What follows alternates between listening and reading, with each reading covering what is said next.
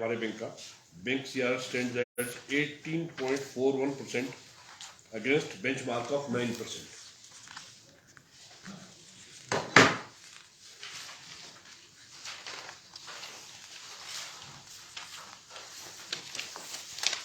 ये future plan के बारे में MD साहब आप जी सर।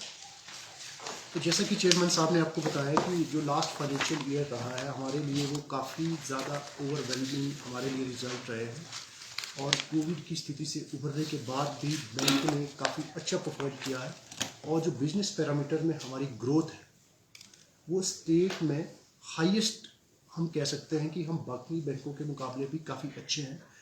हो सकता है कि कोई पब्लिक सेक्टर बैंक्स ही हो इक्का दुक्का, क्योंकि अभी सबके फिगर्स 31 मार्च के जब आएंगे SLBC में, परंतु फिर भी जो एक ट्रेंड रहता है कि जनरल एक ट्रेंड रहता है कि 10% जो है ग्रोथ बिजनेस में होती है, परंतु उसके मुकाबले हमने लॉन्स में तो करीब 20% से भी जो है ऊपर ग्रोथ की है।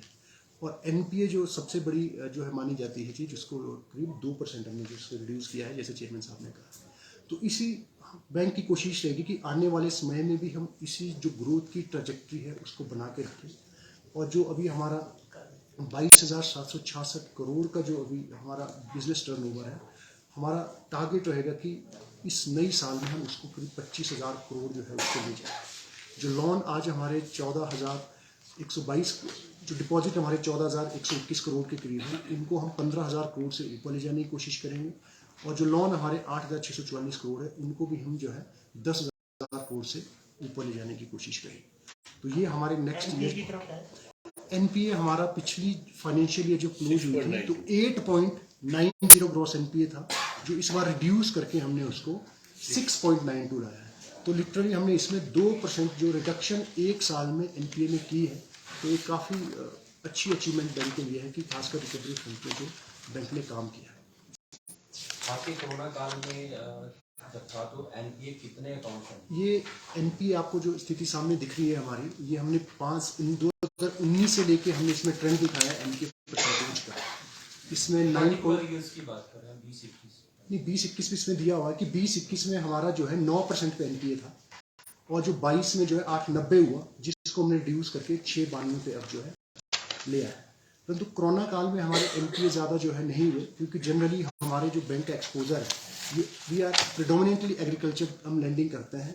तो कोरोना का जो फ़र्क है खासकर एप्पल इकोनॉमी पे उतना ज़्यादा दिखा नहीं, इसलिए हमारा जो बैंक है कोरोना में भी हमें जिस तरह से बैंकिंग सेक्टर को शॉक लगे, उतना शॉक जो है ये इस बैंक को नहीं लगा, क्योंकि एग्रीकल्चर सेक्टर हमारा कोरोना काल में भी काफ़ी स्ट्रॉन्ग रहा।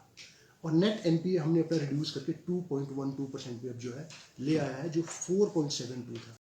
इसका मतलब ये है कि हमने जो हमारा बचा हुआ NPA है उसके अगेंस्ट भी हमने अपने प्रॉफिट में से प्रोविजन करके पैसा जो है सब्सटेंशियल रखा है, इसलिए रिड्यूस करके ये 2.12।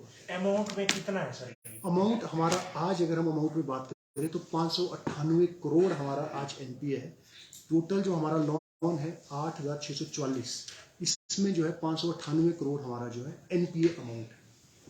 ये किस कैटेगरी के लोगों का? इसमें सभी कैटेगरीज रहती है जितने भी हमारे लोन हैं, और क्योंकि NPA एक जो है नेचुरल फिनोमेना है हर बैंक में। आप किसी भी बैंक के फिगर देखें, अगर आप ये सोचते हैं कि लोन दे के NPA नहीं होगा, तो एक पर्टिकुलर परसेंटेज जो है हमेशा NPA की रहती है। तो जनरली जो है हमारा थोड़ा हायर साइड था जब हम 9 पे थे, अब रिड्यूस करके हमने इसको 7 से नीचे ले आया है। तो ये और आगे के लिए भी हमने इसको टारगेट रखा कि नेक्स्ट फाइनेंशियल ईयर में हम इसको 6 से भी नीचे ले आएंगे। और 6 की रेंज में अगर आपका NPA है तो एक बैंक की काफ़ी अच्छी हेल्थ को दर्शाता है, और ये सारे सेक्टर्स में। इसमें सिक्योर्ड वाले NPA हैं या?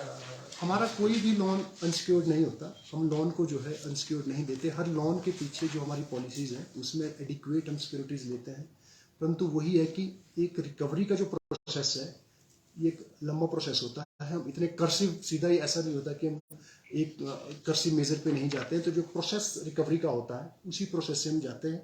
और ऑब्वियसली इस बार भी हमने करीब 2,000 NPA के अकाउंट्स जो है उनको जो है रिमूव किया है, और साथ में हमने 40 करोड़ जो है अपना NPA रिड्यूस किया है। जो पिछली साल हमारा 639 करोड़ था अमाउंट, उसको हमने 598 करोड़ पे लाया। तो NPA फ्रंट पे हम जो है काफ़ी अच्छा काम कर रहे हैं। करीब 2,000 NPA अकाउंट हमने NPA से बाहर किए हैं एक साल में। इसी वजह से हमारा NPA में जो है इतना रिडक्शन है।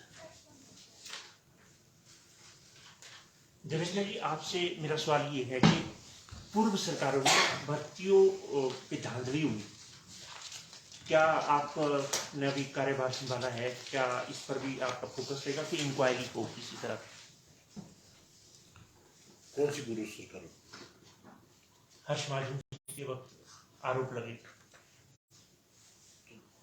5 साल में बीजेपी की सरकार रही है, उन्होंने उसके तो बाद किया नहीं, उन्होंने आपकी तभी तो नहीं, कोशिश तो की होगी, पर जब मिला कुछ नहीं होगा, तो ऐसा मैं समझता हूँ कि नहीं, उसका आरोप लगना एक दूसरी बात है, पर उसको सही ठहराना।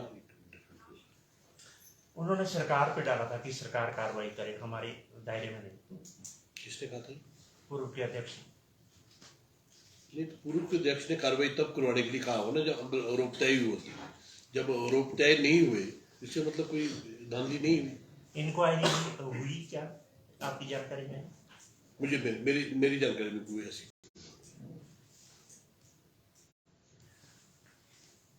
कुछ समय से ब्रांचेज नहीं खुली हैं बैंकों की, तो आने वाले टाइम में क्या कुछ ऐसा है? हम जो है इसमें मैं ये कहना चाहूँगा कि आरबीआई का जो एक पैरामीटर होता है ब्रांचेज खोलने का, उसमें 7% एनपीए, आपका ग्रॉस एनपीए 7% से नीचे होना चाहिए। तो ये एक ऐसा पैरामीटर था कि जिसको बैंक जो है फुलफिल नहीं कर पा रहा था। तो अब जो है वो पैरामीटर भी हमने फुलफिल कर दिया है, हमने ऑल पैरामीटर्स अब फुलफिल कर दिए हैं। तो आई होप कि अब आरबीआई को जब हम प्रपोजल भेजेंगे तो आरबीआई जो है हमें ब्रांचेस की प्रोटेक्शन देगा। और साथ ही साथ एक जो हमारे पास इंटरनेट बैंकिंग नहीं थी, इंटरनेट बैंकिंग भी नहीं, वो इसीलिए नहीं थी कि हमारा एनपीए 7% से ऊपर था। अब हमें जो है इस बार 6 मार्च को, वैसे हमने एडवांस में प्रपोजल भेज दिया था, परंतु जो हमारी फाइनेंशियल कंडीशन दिख रही थी, तो आरबीआई ने हमें 6 मार्च को इंटरनेट बैंकिंग का लाइसेंस दे दिया है। और अब हम नेक्स्ट मंथ या जब भी हमें उचित लगेगा और सारा हमारा सिस्टम डेवलप होगा, तो उसमें हम इंटरनेट बैंकिंग भी अब हमारी शुरू हो जाएगी। तो ये पैरामीटर्स ही उसमें कुछ हिच थी जिसकी वजह से ब्रांचेज नहीं खुल पाई थी। जैसे सर ये मुद्रा योजना, प्रधानमंत्री मुद्रा योजना, बाकी बैंक भी, सरकारी बैंक इसमें कर रहे हैं। हाँ, क्या स्टेट कोऑपरेटिव बैंक कोई ऐसी योजना है जो 10 लाख से बिलो लोन देता है? इसमें मुद्रा योजना के हम काफ़ी सारे केस कर रहे हैं, और मुद्रा योजना कोलेटरल फ्री लोन है, वो हम कर रहे हैं। परंतु जो 10 लाख से ऊपर वाले लोन, जिसको हम सीजीटीएमएससी कहते हैं, सीजीटीएमएससी एक हिसाब से एक इंश्योरेंस है। और उस इंश्योरेंस में क्या होता है कि आपको कोलेटरल फ्री लोन देते हैं, परंतु आपको एक इंश्योरेंस अमाउंट देना पड़ता है। कल को अगर वो लोन बैड हो जाता है, एनपीए हो जाता है, तो आपको इंश्योरेंस से करीब 75% पैसा जो है आपको इंश्योरेंस कंपनी देती है। तो अभी जो गवर्नमेंट ऑफ इंडिया और आरबीआई की जो इंस्ट्रक्शन है सीजीटीएमएससी को लेकर, उसमें कोऑपरेटिव बैंक्स जो है कवर नहीं दे रहे। अब जो है अब मिनिस्ट्री ऑफ कॉर्पोरेशन ने ये कहा है कि अब सीजीटीएमएससी हम जो है कोऑपरेटिव बैंक्स में लाएंगे, परंतु उसके बावजूद भी हमारे पास सीजीटीएमएससी नहीं था। फिर भी जो है हम प्रेफर्ड चॉइस है लोगों के। अगर आप हमारी मुख्यमंत्री स्वावलंबन योजना, प्रधानमंत्री पीएमईजीपी योजना देखें, उनमें हम जो है दूसरे और तीसरे नंबर के सबसे बड़े प्लेयर्स हैं जो सबसे ज़्यादा केसेस हिमाचल में करते हैं। कि अगर हम भले ही कोलेटरल फ्री लोन जो है 10 लाख तक के नहीं दे पा रहे हैं, फिर भी लोग सबसे पहले कोऑपरेटिव बैंकों ही के पास ही आते हैं। We are preferred choice. परंतु क्योंकि सवाल पूछने का मतलब ये था, किसी के पास कोलेटरल नहीं है, हाँ, वो 10 लाख रुपए उसको लोन चाहिए, हाँ, तो क्या आप उसको देंगे? ऑब्वियसली क्योंकि हम सीजीटीएमएससी में भी कवर नहीं है, तो हम नहीं देंगे। क्योंकि बैड लोन हम जो है नहीं दे सकते हम, क्योंकि जो हमारी पॉलिसीज है जिसमें कोलेटरल आना था, तो डेफिनेटली इसमें कोलेटरल चाहिए। परंतु जैसे ही सारा कोऑपरेटिव सेक्टर इसमें कवर हो जाएगा, तो हम भी सीजीटीएमएससी में कवर डेफिनेटली, क्योंकि मिनिस्ट्री ऑफ कॉर्पोरेशन के थ्रू पूरे इंडिया के कोऑपरेटिव बैंक्स जो है इसके लिए काफ़ी ज़्यादा जो है स्ट्रेस कर रहे हैं कि हमारे लिए भी जो है जिस तरह बाकी बैंक्स के लिए रिलैक्स नॉर्म में जो है सीजीटीएमएससी हुआ है, हमें भी होगा, तो डेफिनेटली करेंगे। हमारे लिए तो और बेहतर है कि हम लोगों को कोलेटरल फ्री लोन दे पाएँ। बैंक तो चाहता है कि इस तरह की फैसिलिटी हो।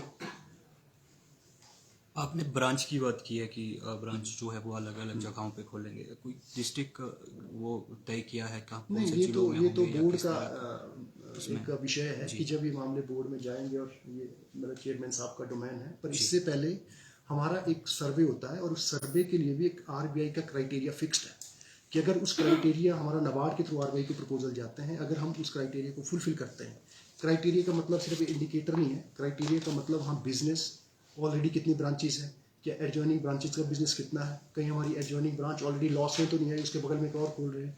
तो काफ़ी सारा एक एग्जॉस्टिव इसका सिस्टम होता है, तो जिसमें जो क्वालिफाइड ब्रांचेज करती है उनमें से फिर फर्दर जो है खोलने की परमिशन मिलती है।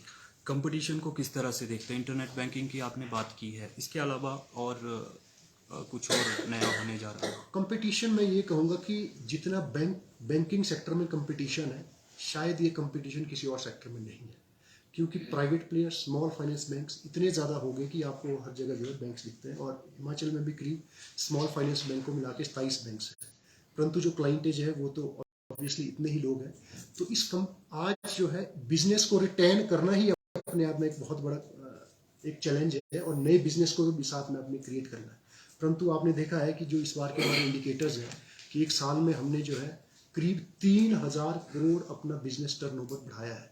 जो 19,946 था, इसको हमने 22,766 में लिया। इसका मतलब ये है कि हम लोग कॉम्पिटिटिव हैं, हम कॉम्पिटिटिव बैंकिंग करते हैं, भले ही हम थोड़ा टेक्नोलॉजी फ्रंट में जो है अभी थोड़ा किन्हीं कारणों से पीछे हैं, परंतु चेयरमैन साहब जब से आए इनकी फर्स्ट प्रायोरिटी ये है कि अब टेक्नोलॉजिकल भी हमने जो है बैंक को जो है बाकी बैंकों के ऑन पार जो है ले जाना है, जिसमें प्रोसेस हमने अपना स्टार्ट कर दिया है। और ये हमें पता है कि अगर हम टेक्निकली जब साउंड होंगे तभी हम जो है अपना बिजनेस आगे बढ़ा पाएंगे। इसमें मेन होगा कोर बैंकिंग जो हमारा जी। सिस्टम है, इसको अपग्रेडेशन करना। जो हमारा कोर बैंकिंग सिस्टम जो है बहुत पुराना है, हम इसको अपग्रेड करेंगे तो इसमें तो हम लेटेस्ट वर्जन्स पे जाएंगे, लेटेस्ट अवेलेबल टेक्नोलॉजी जो बैंकिंग सेक्टर में है उसको हम जो है अडॉप्ट करेंगे। उससे ये है कि जो हमारा अभी चेयरमैन साहब ने कहा था कि करीब 60% 50% हमारे ऐसे लोग हैं क्लाइंट जो 60 ईयर से ऊपर है। तो हमारा नेक्स्ट टारगेट ही क्या रहेगा कि हम यंग जो पॉपुलेशन है उसको जो है अपनी ओर अट्रैक्ट करें। ऑब्वियसली यंग पॉपुलेशन को अट्रैक्ट करने के लिए टेक्नोलॉजी में हमें जो है और ज़्यादा साउंड होना पड़ेगा, जो हमारा फोकस एरिया रहेगा नेक्स्ट ईयर्स में।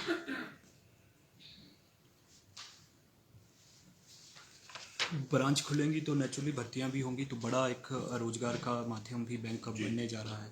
आप किस तरह से देखते हैं, क्योंकि अब आप चेयरमैन हैं, आप सारी संभावनाएं आगे की किस तरह से आप देखते हैं? भर्तियां होंगी, नई शाखाएं ये खुलेंगी? तो रूटीन प्रोसेस है ना, भर्तियाँ होंगी तो नई शाखा खुलेगी, जी। लोग भी रिटायर होंगे तो उनकी जगह हमें नए भर्ती करने ही पड़ेंगे। It is a routine process, her department में है। जी। बैंक अकेला नहीं है इसके लिए। जी। और अच्छा है कि भाई लोगों को रोजगार मिले। जी।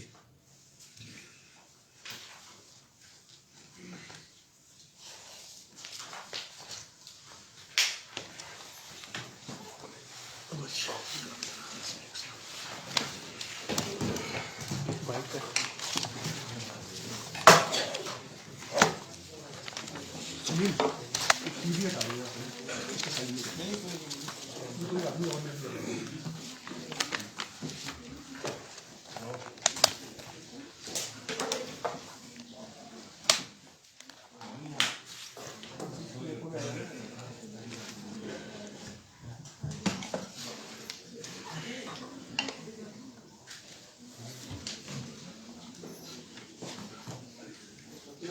सामने से तैयार नहीं आपसे पहले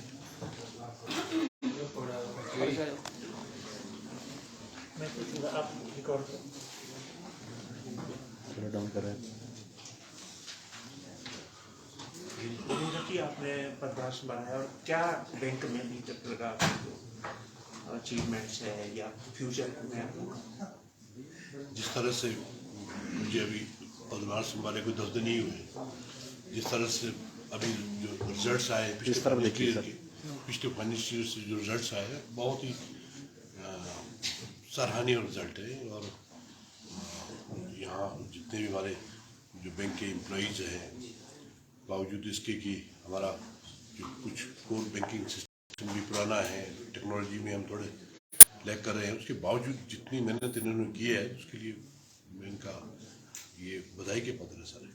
फ्यूचर में क्या प्लानिंग है, क्योंकि बैंक काफ़ी ज़्यादा वो हो चुका है, एडवांस हो चुका है, टेक्नोलॉजी बहुत ज़्यादा, क्योंकि नेशनलाइज बैंक है, उनके साथ आपको जो है उनके साथ टक्कर आपको लेनी है। तो क्या फ्यूचर में क्या? फ्यूचर में एक तो ये है जो हमारा नेट बैंकिंग सिस्टम जो है लगभग 1 महीने में जो है हम उसको शुरू करने जा रहे हैं, जिसका हमें लाइसेंस मिल चुका है।